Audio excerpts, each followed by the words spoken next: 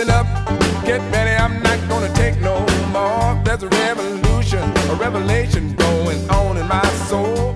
Well, thank you, Keb Mo, and welcome to another edition of Live from the Heartland. This is number 76 of our Heartland at Home series because we've been broadcasting from home during the time of the pandemic.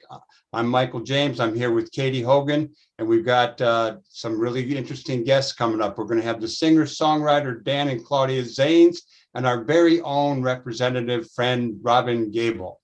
Good morning to you, Katy. How are you doing?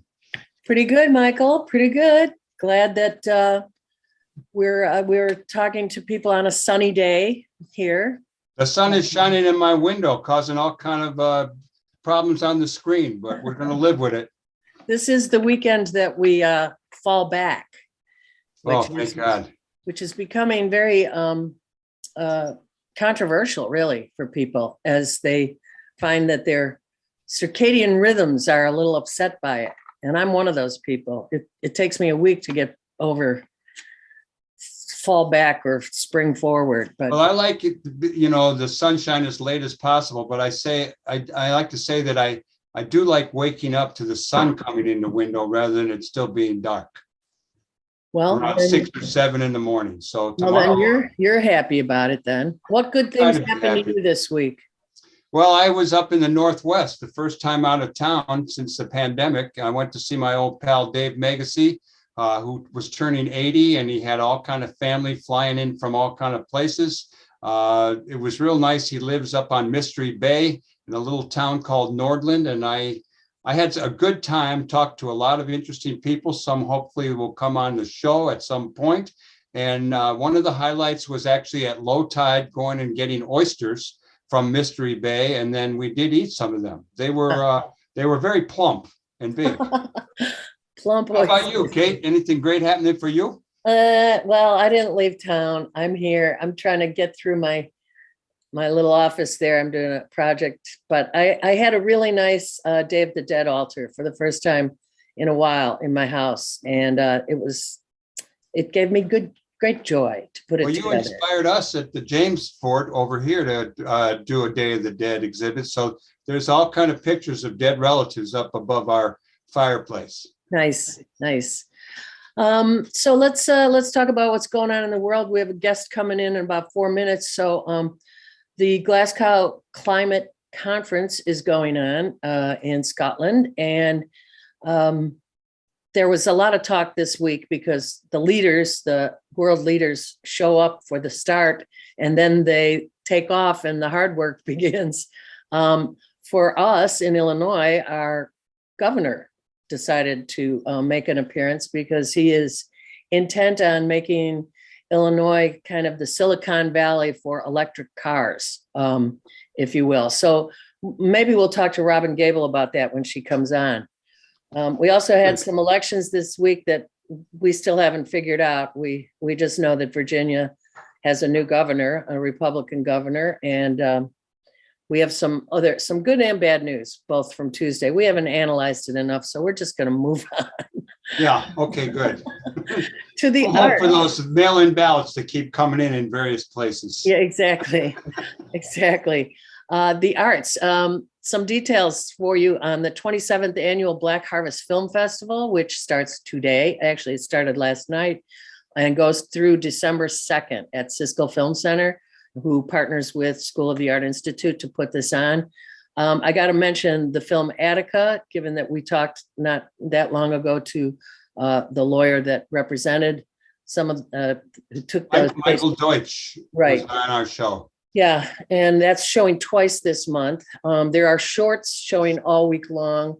The Woodstock of House is showing November 11th, and that features the, oh gosh, now I'm going to forget the name of the house. The music, no, the musical event that happens on the South Side. This movie is about that. I wish you had it, but it'll come back to me. There's also Gordon Parks' works are being featured on Mondays. Lead Belly and Moments Without Proper Names. I thought I was honoring you, Michael, as a photographer to mention the the Gordon Parks aspect of it. Well, thank you very much. I do like Gordon Parks. Yeah, but I really want to encourage people to check out, they can see things virtually or they can go down to the film festival. This I picked up at the library, which tells us every single film and all the other events in the Black Harvest Film Fest. Katy, why don't you share with us a little bit about what the Rogers Park Westridge Historical Society is doing to honor the Pollard family? Right. This is pretty exciting. The Pollard family came to Rogers Park in the 1880s. John was the son of freed Black Virginians. I'm just going to read this because their family is pretty amazing, who sent him to Leavenworth, Kansas to avoid the risk of capture and enslavement back in the 1880s in Virginia. There, young Pollard entered the Union Army at age 15, and at the end of the Civil War, returned to Kansas, where he trained as a barber. He opened up his own shop in Missouri, where he met and married Amanda Hughes, a talented and enterprising woman who had come to the town to further her education. They stayed until the birth of their first 3 children, yada, yada. They wound up arriving in Rogers Park in 1911.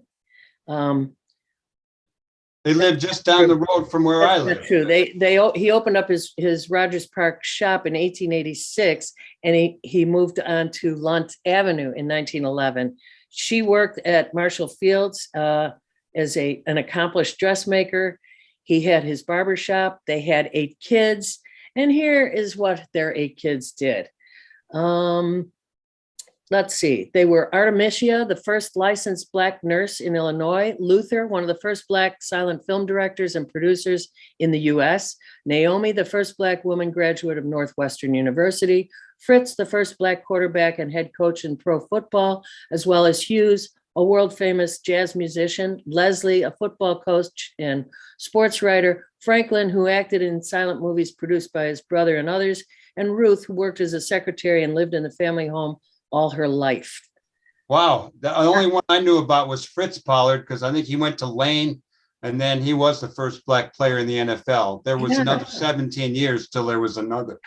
I think it's a wonderful effort on the part of our friends at Rogers Park and Westridge Historical Society, and everybody should go on their website and sign the petition to change the now named Passion Park to Pollard Park. And their house is right next to the park, and the folks who live in it are part of spearheading this effort.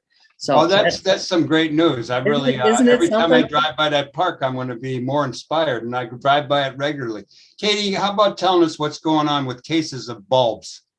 Oh, right. BULBS.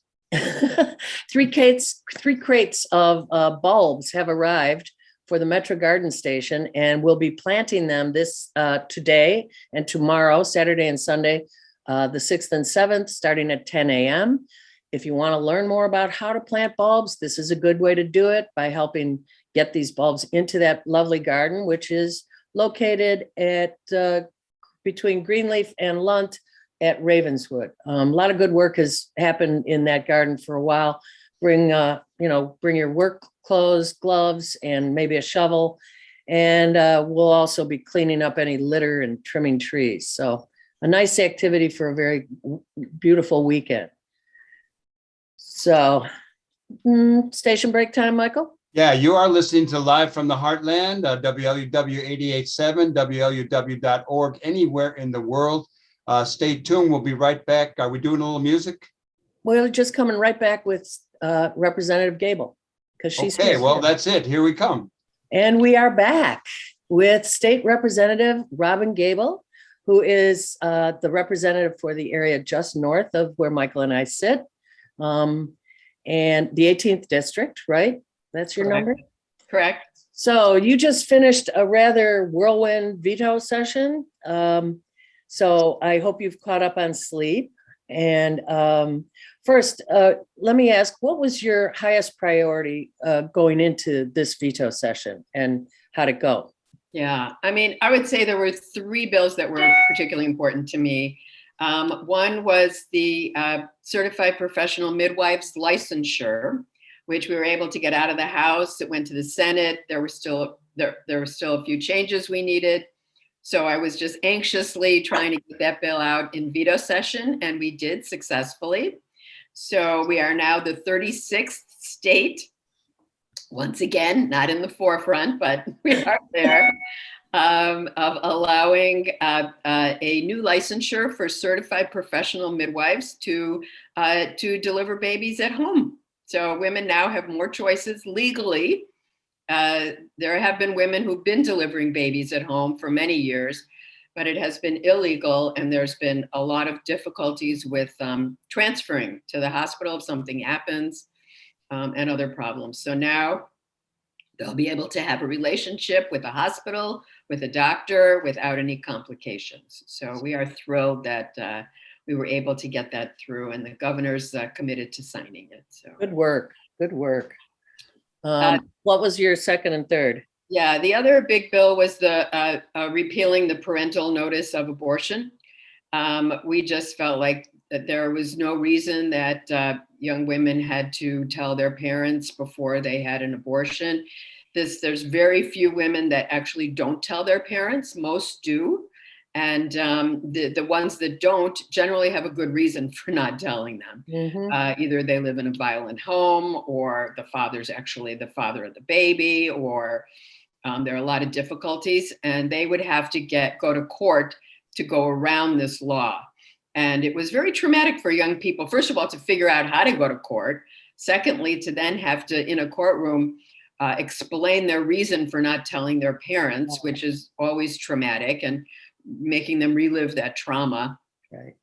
So we are happy that we're done with that law. That's repealed. And the governor also is committed to signing that bill when he gets back from Glasgow at the COP26. So we're excited about that. Can you elaborate on the governor going to Glasgow?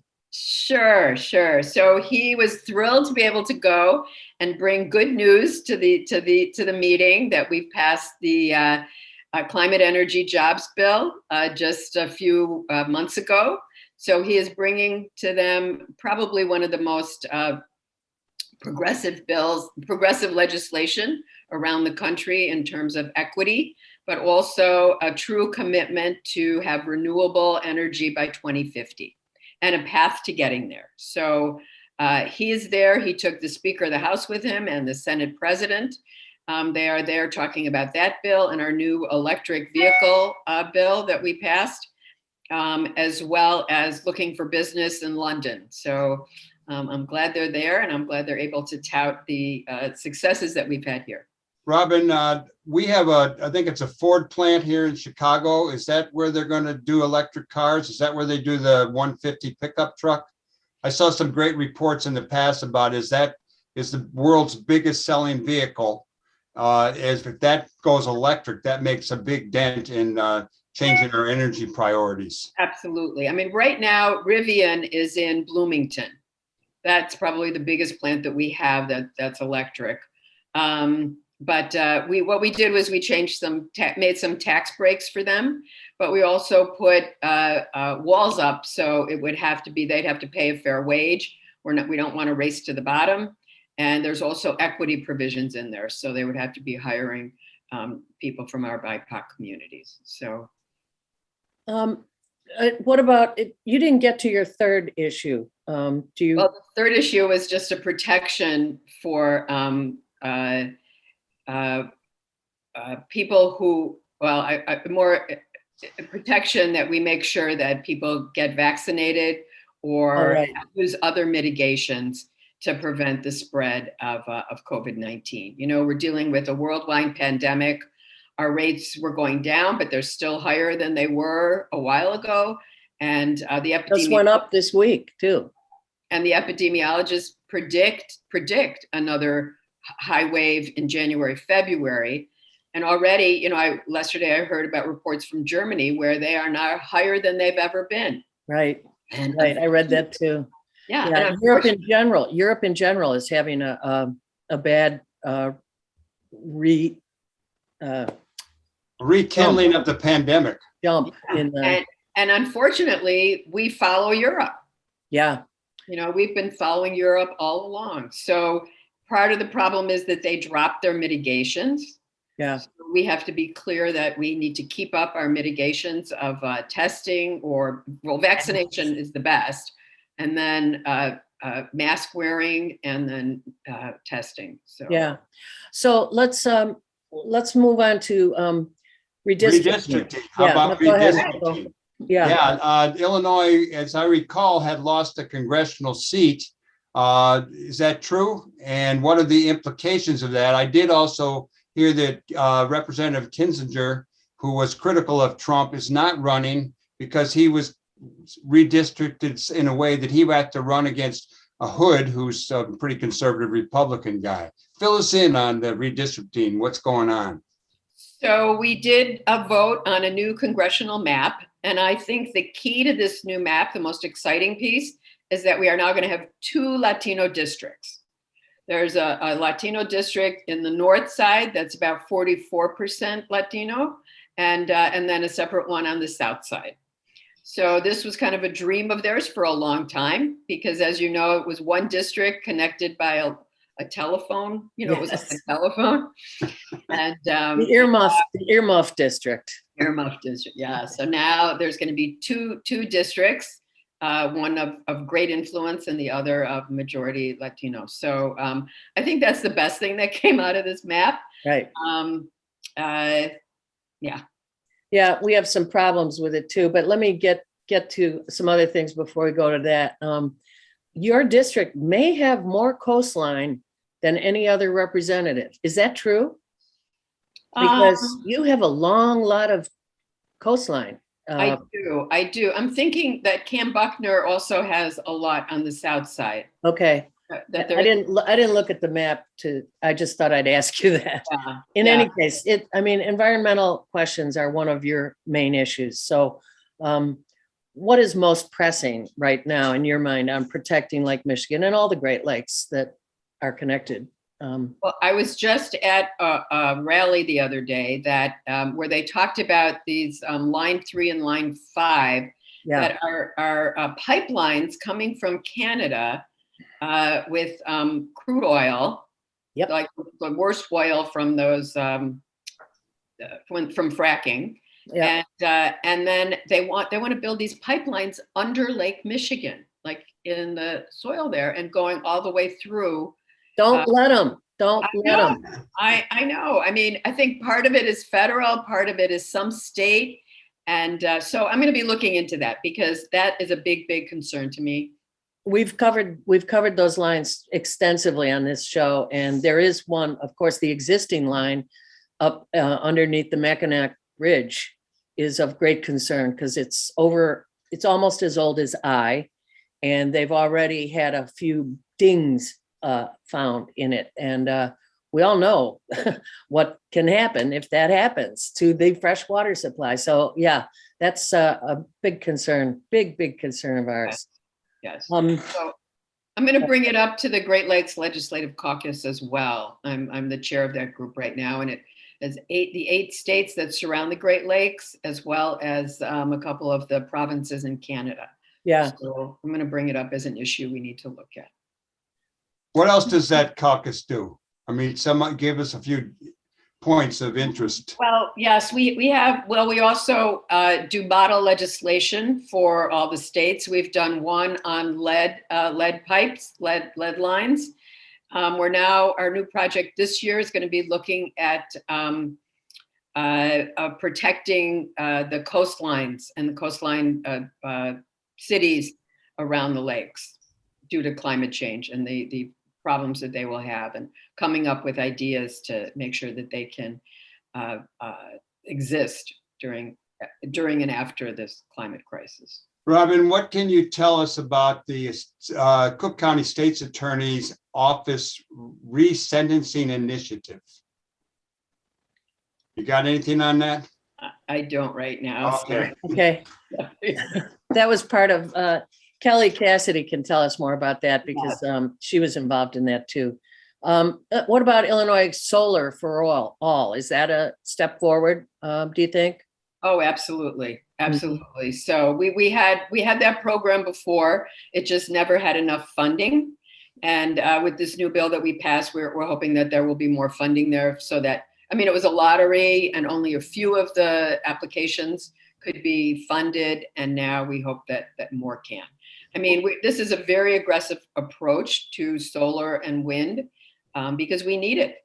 You know, if our goal is to get rid of coal and gas and eventually nuclear, we need to very aggressively be working on these other. So how does that how does that relate to a guy like me who thinks, well, I got some sun coming in on some flat roof.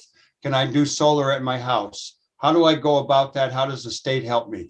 So there are a number of companies that provide the service, and what they would do is come by and do an assessment of your house to see if it's worthwhile putting on a solar on your roof. Sometimes it is, sometimes it isn't. It depends on the shape of your roof. It depends on the direction that your roof, you know, reflects the sun. So they would do an analysis. But with Solar for All, you could also buy into a company that would build these solar. So it's not just on your roof, but it would be like a solar plant, and you would be having a share of that, and that was where you would be getting your energy. I understand that there's a kind of retro, not useful aspect to the solar bill that no longer allows people to actually sell ComEd the extra energy that they build in their batteries over what they need. It used to be that you could sell it back to the local. Do you know if that's true or? I'm not sure. I'll let you know. I mean, if it was certainly slipped in. The city is not doing really. Okay, I'm sorry to ask you questions. Oh no, I mean the bill was like, you know, over 100. You know, it was a very huge. But you read every page. I read every page. So you do seem to get along very well with the governor. What does he do that gets your biggest approval and support? And should we reelect him when the time comes? Well, we definitely should reelect him. I think he has a very open administration where you can always talk to his staff or him if you need to. Mm-hmm. He really meets with everyone. He invites people over to the mansion and the governor's mansion, and he calls people in for meetings. I was incredibly impressed with how he ended up dealing with the climate energy bill. He really did a great job, and his staff were excellent partners in that work. And you know, he didn't hold grudges, because I passed a bill that he didn't like, and he kind of asked me a little too late not to run it. It was this bill around ambulances. They wanted to be cut out of managed care and put in fee for service. The department was against it. And, you know, I passed the bill with, I think, all but one vote, and it went over to the Senate and passed with all the votes, and so it didn't come back for us to do a concurrence on it, just went straight to the governor.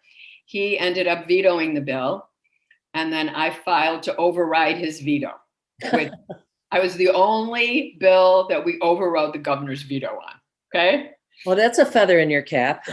Well, you know, I wish I didn't have to do it, right? Right. Governor. I gotta say, I have a lot of respect for the governor. The first time I met him, he came to the Heartland, and it was during the time he was running against Jan Schakowsky for Congress. And I wasn't real friendly, but I hope to apologize to him in person someday, maybe as a guest on this show. Because I really think he's done well throughout the pandemic. And when I heard his victory speech, I was very impressed with him. And I got to say, for having doubted that this guy would make a good governor, I've been convinced otherwise. And I'm grateful for that. Good. And I agree. His the way he handled the pandemic, I think he was an incredible leader in that. So given that we're running out of time on this segment, can I just ask, are you going to take a vacation before you go back to Springfield? And how's your grandbaby? Oh, the grandbaby's great. We all dressed up as the Baby Shark family. You guys are so corny. She loves Baby Sharks. So I'm like, you know, anything for this child. Sure. So we had a great time going around as the baby. I got costumes for everyone. Mama Shark, Daddy Shark, Grandma Shark, Grandpa Shark, and there we were. So it was fun. It was fun. Robin, I know we always tight for time, but can you share with us some of the things you would like to see happen in state government in the period of time to come? Sure. Some of the things that are dear to your heart and your mind and what you want us to know about and to try to influence others on. Thank you. I'll give you just a couple of highlights. So one thing that we are going to be working on is healthcare for all. Really looking at who's uninsured, why are they uninsured, and how can we fix this? The work we've been doing so far shows that most of the uninsured are actually eligible for Medicaid, but not enrolled. So the question is, how can we make that easier and make sure that people who are eligible are enrolled? But then there's still another population that we need to work with. So healthcare for all is one. And the second issue is I'm really looking at doing a deposit for bottles. Great. Cans if we can, because we're one of the states that doesn't have that.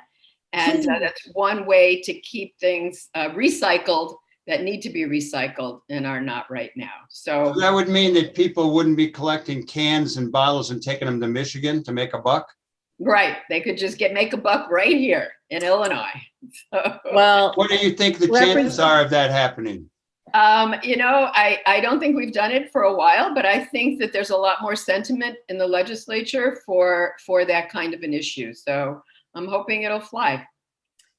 Representative Robin Gable of the 18th District, all the nice people north of us here, all the way up to Northfield. Thank you for your good work on behalf of the people of Illinois. And we'll see you again next time. Thank you, Katie and Michael. Always good to see you. All right. Take care. Bye-bye now. Bye-bye. Bye-bye. Bye, Michael. You are listening to Live from the Heartland on WLUW 88.7 FM. We're going to hear a song by our next guests. It's called New Beginnings, and our guests are Dan and Claudia Zanes. We'll be right back. Everybody's talking about new beginnings, new beginnings, new beginnings. Everybody's talking about new beginnings. Don't you want to go? And everything is broken down. New beginnings, new beginnings, new beginnings. All out in the open now. New beginnings. Don't you want to go? Who'll be right on time? Who'll be there in line? Who'll be left behind? Who'll come running? Don't you know that they're coming? Open up your heart to new beginnings, new beginnings, new beginnings. Together we can walk through new beginnings. Don't you want to go?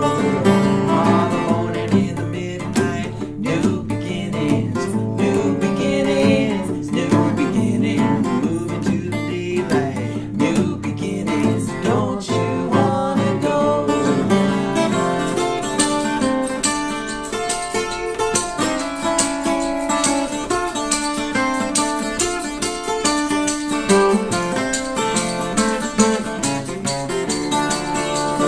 Who'll be right on time? Who'll be there in line? Who'll be left behind? Who'll come running? Don't you know that they're coming? Dancing to the rhythm of new beginnings, new beginnings, new beginnings. Moving to a new love, new beginnings. Don't you wanna go? All right. Beautiful music from Dan and Claudia Zanes, two artists whose paths crossed in 2016. That's right. My goodness, and you've been making music and history since. So let's start with you, Dan. Age before beauty, you know how that goes. Fair enough. You had a very full musical career prior to meeting your partner there, Claudia, including winning a Grammy, I think, and was that the first? Lynn was telling me it was the first Grammy for an individual singing children's songs. Is that right?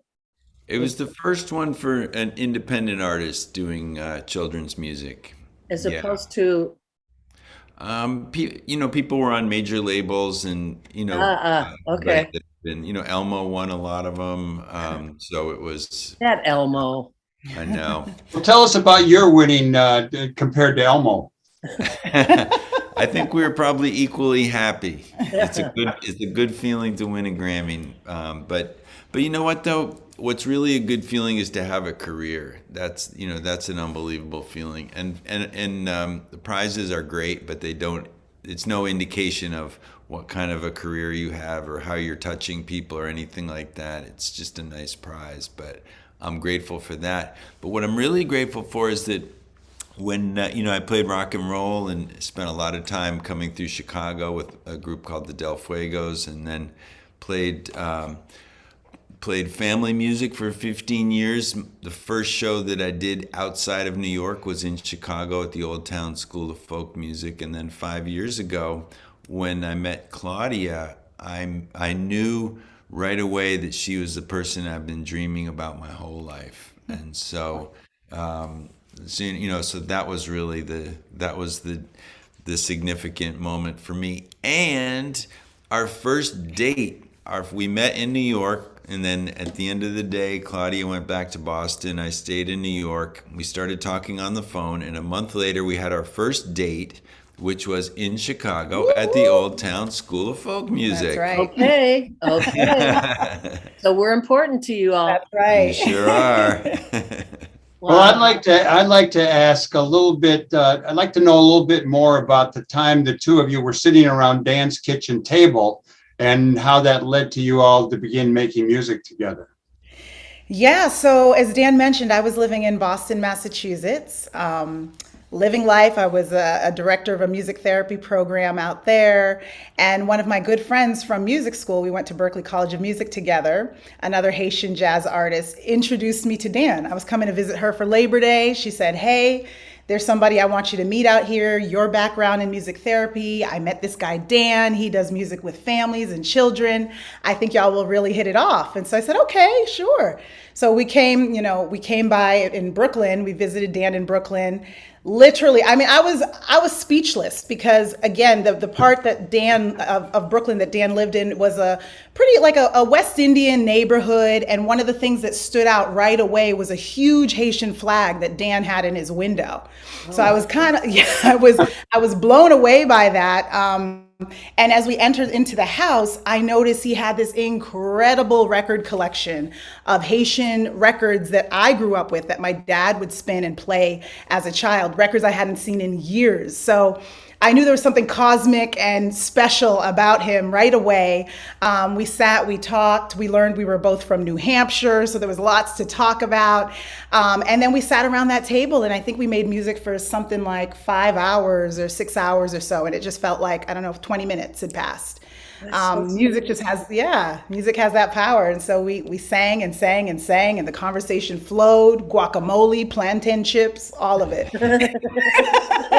That's a great take. Wait, Michael, I'm asking the next question. You jumped ahead of me, so I've got to do this because you went to school and you headed up this music therapy program in Boston, right, Claudia? Yeah. And then what I read about you all is that you try to create these sensory friendly concerts.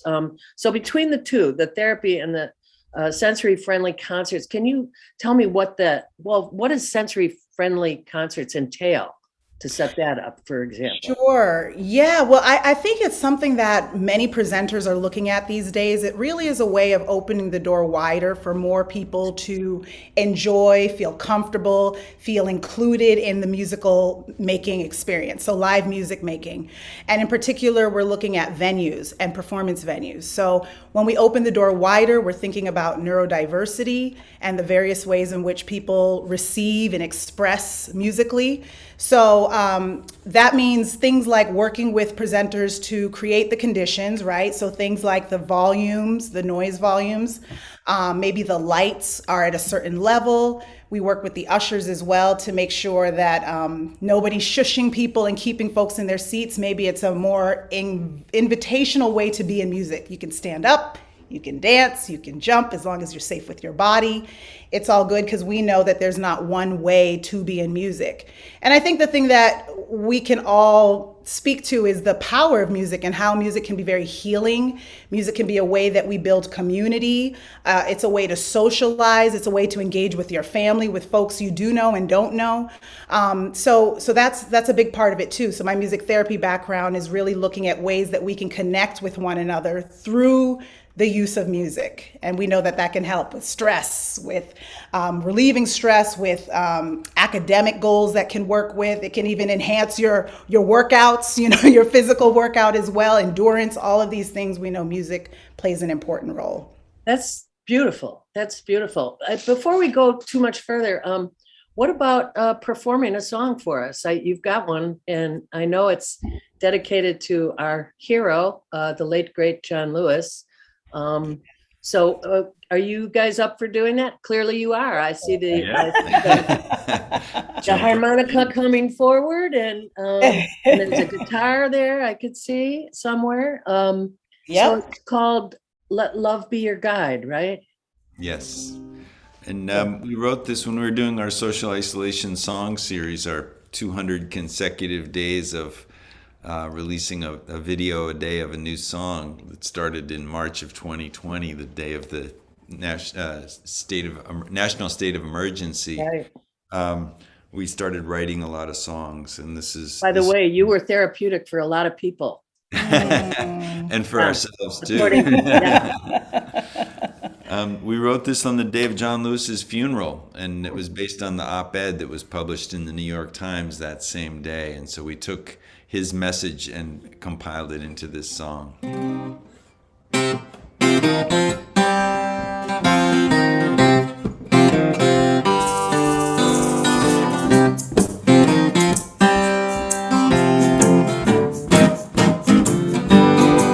Well, there's something I must tell you now. Let love be your guide. The longing of the human heart knows how to let love be your guide. Well, I stood among you and I knew. Let love be your guide. It was clear what you were here to do. Let love be your guide. Be your guide when you're weary. Be your guide when you're unsure. The winds of change are on your side. Let love be your guide. Well, history tells us this is not new. Let love be your guide. Yesterday's lessons still hold true. Let love be your guide. Hey, the night there, it was deep and long. Let love be your guide. And now the air is troubled with the sweetest song. Let love be your guide. Be your guide when you're weary. Let it be your guide when you're unsure. The winds of change are on your side. Let love be your guide.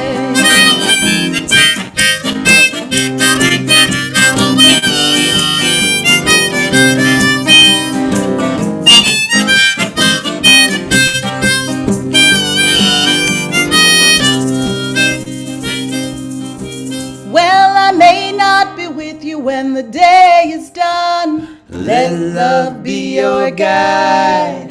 But I know you'll be marching till the peace is won. Let love be your guide. Be your guide when you're weary.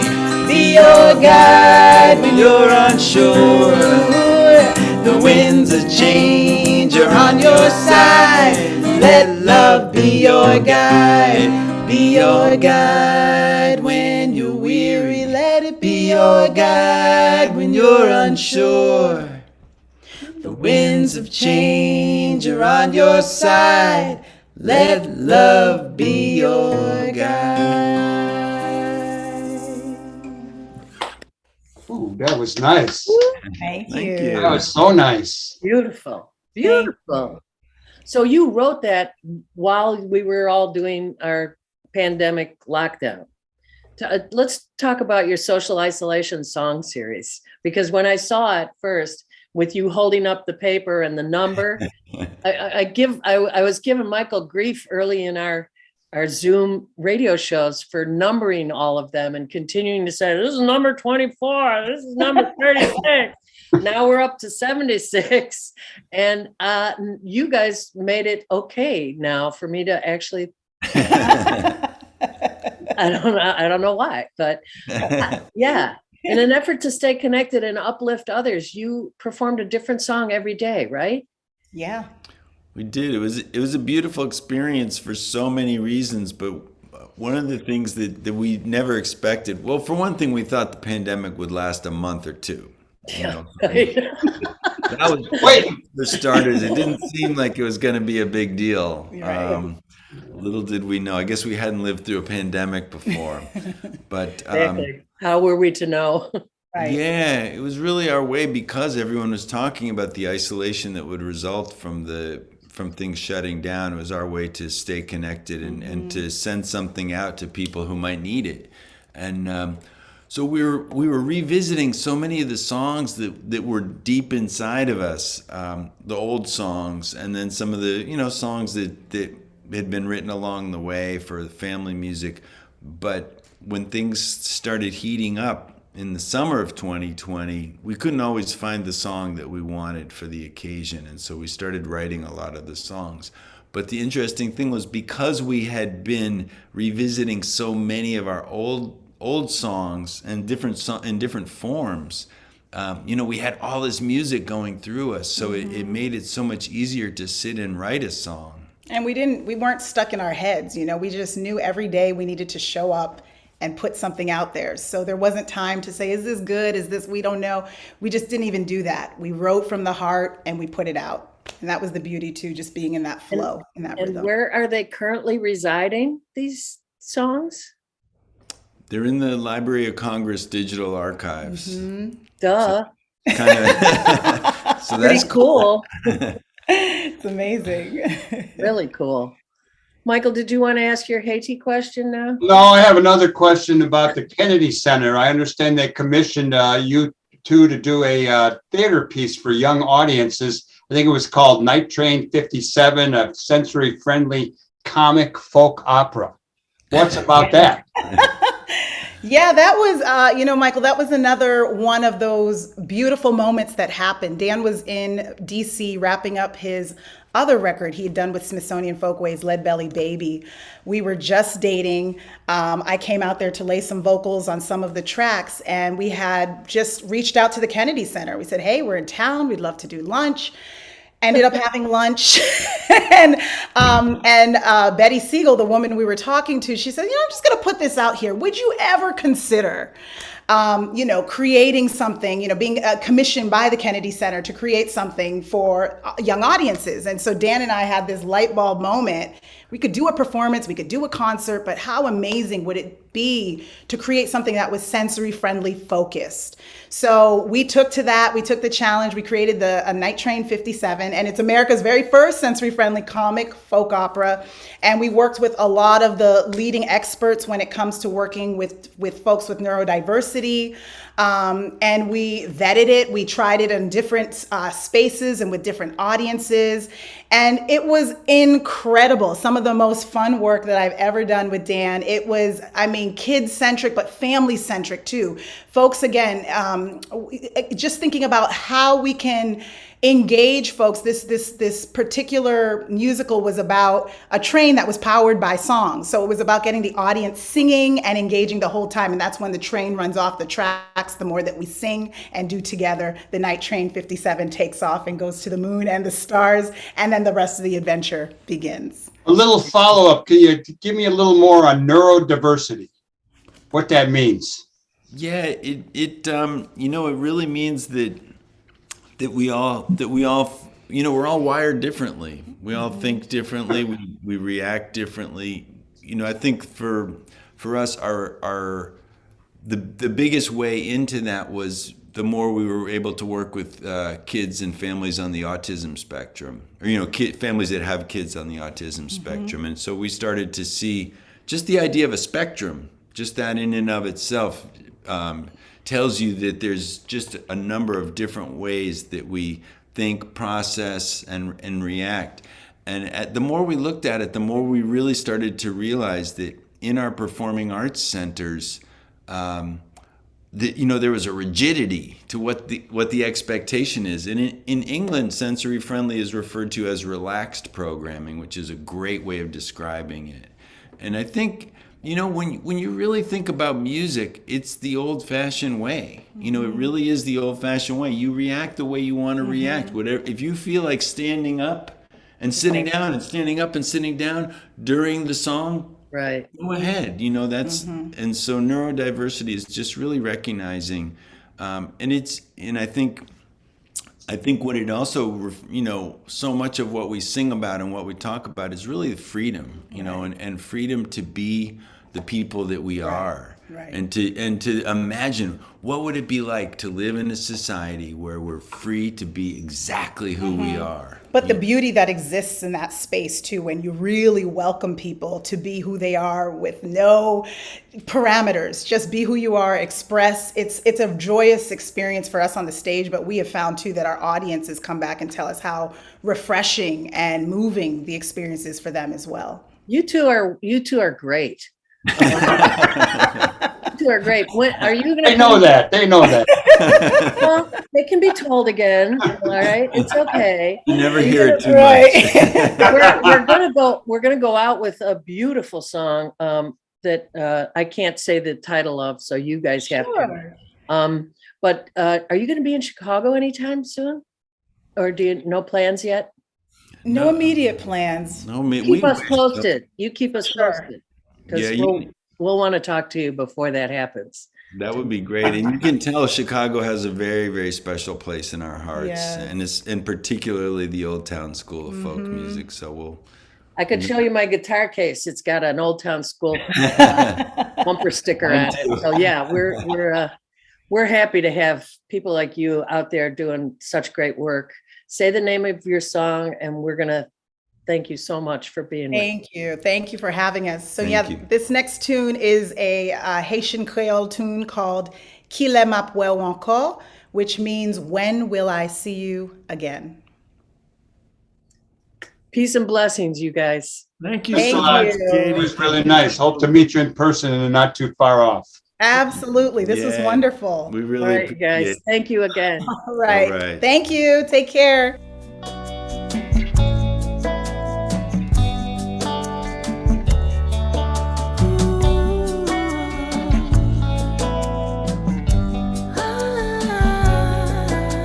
Seasons change, the world is turning. Through every day, the heart is learning.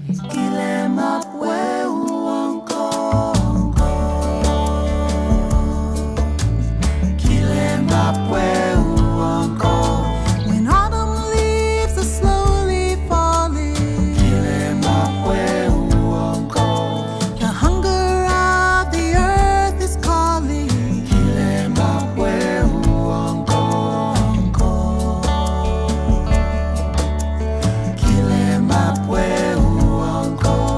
In winter, when the snow is scheming,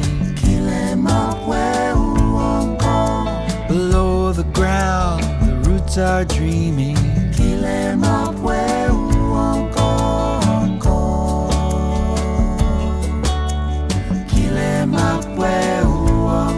In spring, the dreams will bloom and wonder, and lift the spell that we were under.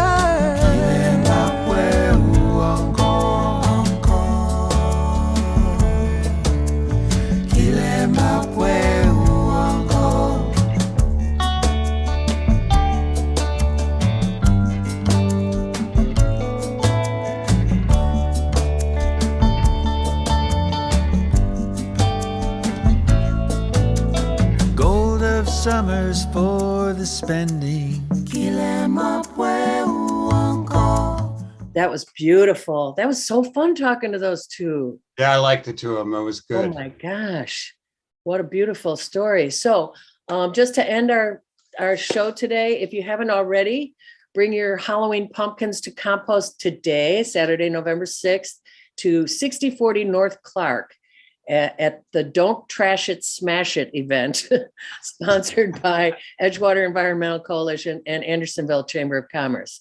I don't know what is at 6040 North Clark. I'd tell you if I knew, but go there, find out, smash a pumpkin. I'm keeping my pumpkins. Well, you are a strange guy. Well, because no one carved them. They're just big pumpkins. We'll use them for pies and they're not too far off. Okay, good. The Metro Garden in Rogers Park between Greenleaf and Lant at Ravenswood will be planting bulbs. We've told you that today and tomorrow starting at 10 a.m. Bring a digging tool, gloves, your work clothes, yada, yada. So we're going to go out with, as we always do, with Our World by Twin Peaks, and say to you, thanks for tuning in again. For over 25 years, we've brought you live from the Heartland, now Heartland at Home, broadcast every Saturday morning, 9 a.m. Central on WLUW 88.7 FM and streaming live from luw.org. We are also archived on our channel at youtube.com/heartlandmedia and on podcasts on Spotify and Google. Thanks to our Live from the Heartland team, Luis Mejia Aarons, Lynn Orman Weiss, and the great folks at LUW, including former intern Gwen Brown. All right, do good in the world. The world needs all the good that we do and that you do. All power to the people. Right on.